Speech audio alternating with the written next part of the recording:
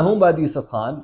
PTI ने अब तक का सबसे मेच्योर डिसीजन लिया हुआ है। और अगर मैं आपको बताऊं कि पीटीआई इस वक्त कितनी एज उसको हासिल, ये डिसीजन लेने के बाद मैं आप लोगों को दो तीन पॉइंट्स बताऊंगा जिसके बाद आप लोग भी अंदाजा कर सकते हैं कि पीटीआई के चेयरमैन इमरान खान साहब ने अब तक की सबसे बड़ी कामयाबी जो उसको मिली है पॉलिटिकली, वो कैसी और पीडीएम के लिए क्या चैलेंजेस आ गए। हम यहाँ पे शहर इक़्तिदार में जब मुख्तलिफ हलकों से राय लेते हैं तो एक अंदाजा तो हो जाता है कि कम अज कम पीडीएम की इस वक्त उनमें जो कोलिशन जमातें हैं उनको क्या प्रॉब्लम्स आ गई हैं, वो किन चीज़ों को लेकर ज़्यादा परेशान हो गई कि इमरान खान साहब ने अपने आप को बंद गली से निकाल दिया है।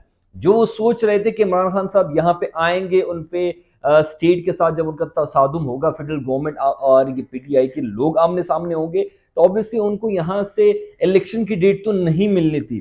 तो ऑब्वियसली यू टर्न दोबारा लेना पड़ता, उसकी वजह से उनका जो बयानिया था, जो पॉलिटिकल एक स्टांस होता है, वो शायद कमजोर हो जाता है। लेकिन ऐसा ना हुआ। इमरान खान साहब ने अपने आप को बंद गली से निकाल के एक बड़े खुले मैदान में लेके गए जहां पे उनके पास अब भी पहले से ज्यादा ऑप्शंस आ गए। अच्छा जी, अब इसको थोड़ा सा मैं आप लोगों के सामने सिंपल अल्फाज में, सादा तरीन अल्फाज में आप लोगों को बता देता हूं कि ये डिसीजन का बेसिकली मकसद क्या है, इसके फवायद पीटीआई के लिए क्या हो सकते हैं और इसके फवायद और नुकसानात पीडीएम के लिए क्या हो सकते हैं और नई एस्टेब्लिशमेंट का क्या रोल हो सकता है। अगर आपने अब तक मेरा यूट्यूब चैनल सब्सक्राइब नहीं किया तो मेरा यूट्यूब चैनल सब्सक्राइब कर लें और इस पेज को भी फॉलो कीजिएगा। अच्छा जी, सबसे पहले आते हैं पीटीआई के इस डिसीजन पे।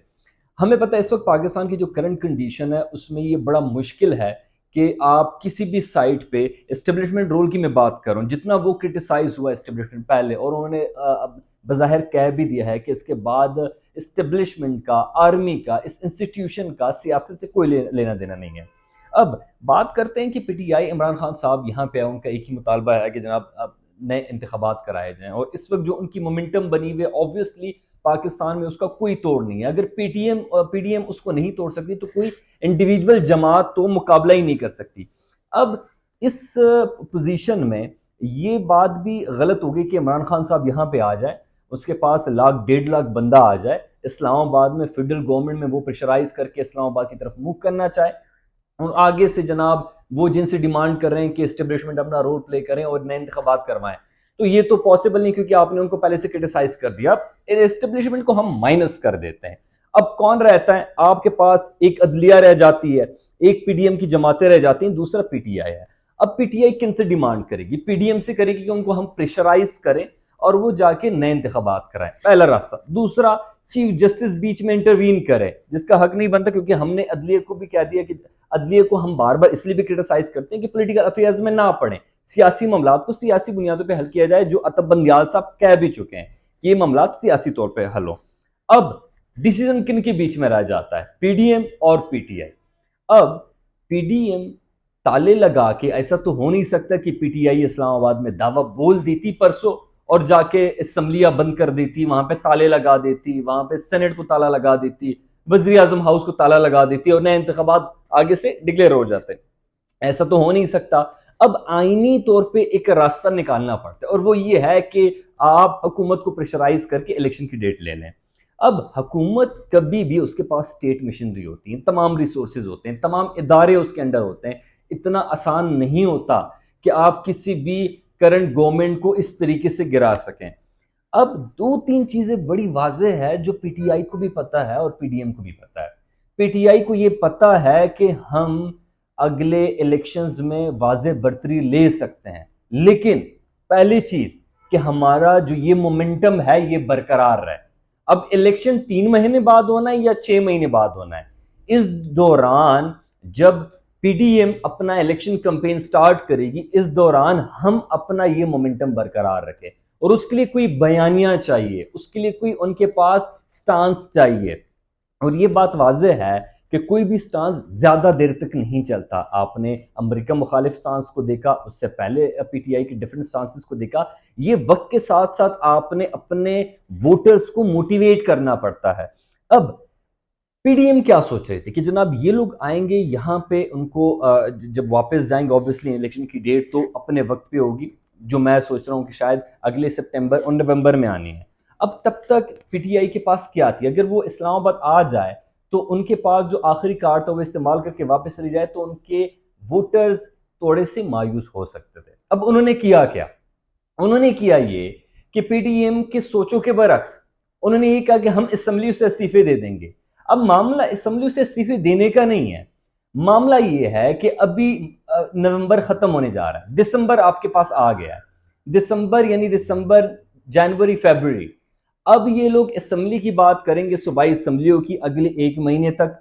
उसके बाद शायद नो ट्रस्ट मोशन आ जाए, उसमें थोड़ा सा टाइम लग जाएगा, मामला कोर्ट में चला जाएगा, कोर्ट से डिसीजन वापस आएगी, उसके बाद इस पर सियासत करी जाएगी। तो यानी 3 महीने पीटीआई इस मामले पे सियासत करके निकाल देगी और अपने वोटर और इस मोमेंटम को बरकरार रख पाएगी। मामला पहुंच जाएगा आपके फरवरी मार्च तक। तो फरवरी मार्च तक पीटीआई के पास 3 महीने बगैर कोई सड़कों पे आए इस स्ट्रेटेजी के तहत वो अपने मोमेंटम को बरकरार रख पाएगी और पीडीएम को उसी तरीके से टफ टाइम देके गवर्नमेंट में रखवाएगी ताकि वो और जलील हो। अच्छा, यहां से आगे बढ़ के अब जब असम्बलियों की खातिर ख्वाह आगे प्रेशर करके या वो निकल जाते हैं या इस्तीफे आ जाते हैं, कुछ भी हो जाता है, वो वक्त मार्च अप्रैल में सारी चीज़ें चेंज हो जाएंगी क्योंकि वो इलेक्शन का साल और आगे 3-4 महीने बाद वैसे भी इलेक्शंस होने हैं। अब पीडीएम क्या चाहेगी कि वो कोई मिनी बजट लेके आ जाए या जून के बजट का इंतजार करे, कोई रिलीफ पैकेज दिला दे, या जो रशिया के लिए आज डेलीगेशन गए वहां से सस्ती तेल दिलवा के किसी चीज पे पब्लिक के सामने खड़े हो सके और अपनी इलेक्शन कैंपेन स्टार्ट कर सके। अब ये वाला जो ड्यूरेशन है इसमें पीटीआई अपने स्टांस को लेकर मोमेंटम बरकरार रख पाएगी और पीडीएम वेट करेंगे कि हम कहीं कोई रिलीफ देके उसकी बेस पे इलेक्शन के लिए आ जाए। पीटीआई ने जो डिसीजन किया है उस डिसीजन के थ्रू उसको सबसे बड़ा फायदा अगले इंतखाबात तक अपना ये मोमेंटम बरकरार रखना है। दूसरी सबसे अहम चीज जो पीटीआई के लिए फायदेमंद है, पीटीआई अब पहले से ज्यादा टफ टाइम दे सकती है पीडीएम गवर्नमेंट को। सबसे जो बुनियादी चीज है अगले आने वाले इंतखाबात में वो है नई आने वाली इस्टेब्लिशमेंट के साथ। जो पीटीआई ने एक बड़ा ज़बरदस्त मौका इख्तियार किया है कि नए आने वाले इस्टेब्लिशमेंट के साथ ये लोग अच्छे ताल्लुकात के लिए पहले से उन्होंने अपने राब्ते और अपना जो एक तरीक़ाकार है उसको बेहतर कर दिया। बयानिए से थोड़ा सा उन्होंने पीछे हाथ मोड़ दिया कि हम कुछ पर्सनालिटीज़ की बात कर रहे थे, इदारे के साथ हमारा ताल्लुक वैसा का वैसा है। अब पीडीएम के लिए क्या चैलेंजेस आ गए हैं? पीडीएम के सबसे बड़ा चैलेंज कि वो जो सोच रहे थे कि पीटीआई का मोमेंटम तोड़ देगी, वो मोमेंटम नहीं तोड़ पाएंगे। नंबर 2, पीडीएम के लिए सबसे बड़ा चैलेंज इस वक्त वो इलेक्शन के लिए कौन सा जो एक रिलीफ है उस बेस पे जा पाएंगे। नंबर तीसरा, इलेक्शंस कब कराएं? 3 महीने बाद कराएं। उन्होंने कहा कि हम 3 महीने बाद नहीं कराते, अगले 9 महीने बाद कराएंगे। 9 महीने बाद भी करवाएंगे तो पीडीएम क्या लेके जाएगी? पीटीआई ने तो अगले 9 महीने के लिए भी अपनी स्ट्रेटेजी तैयार कर ली, अब पीडीएम के लिए क्या रहता है? सबसे बड़ी बात। और आखिर में जो मैं देख रहा हूं कि अगर लेट सपोज ये लोग मार्च अप्रैल में ये मुज़ाकरात हो जाएंगे, जो मुज़ाकरात की मंस नज़र आ रही है मार्च और अप्रैल में, यहाँ पे मुज़ाकरात हो जाते हैं और इंटर्न सेटअप आ जाता है, इससे पहले एक मिनी बजट वो लेके आ जाते हैं और इंटर्न सेटअप में आगे अगस्त, सितंबर, नवंबर या इवन अक्टूबर तक भी बात जा सकती है, अक्टूबर नवंबर तक भी बात जा सकती है, तब तक इलेक्शन अनाउंस भी हो जाते हैं। तो पीटीआई के लिए ज़्यादा फ़ायदेमंद है क्योंकि मोमेंटम उनका ऑलरेडी बना हुआ है। पीडीएम के लिए बहुत ज़्यादा टफ होगा। और ये एक और सबसे बड़ा बुनियादी सवाल कि क्या पीडीएम पीडीएम इलेक्शन में कूदेगी या फिर अलग अलग पीपल्स पार्टी अपना अलग कैंपेन लेके जाएगी, पीपीएमएल अपना अलग, जीओआई अपना अलग। तो ये एक बहुत बड़ा सवाल है। अगर आपके जहन में इससे रिलेटेड कोई और सवाल आते हैं तो मुझे अपने कमेंट्स के जरिए बताइएगा और मेरे इस पेज को लाजमी फॉलो कर दीजिएगा। खुदा हाफिज़।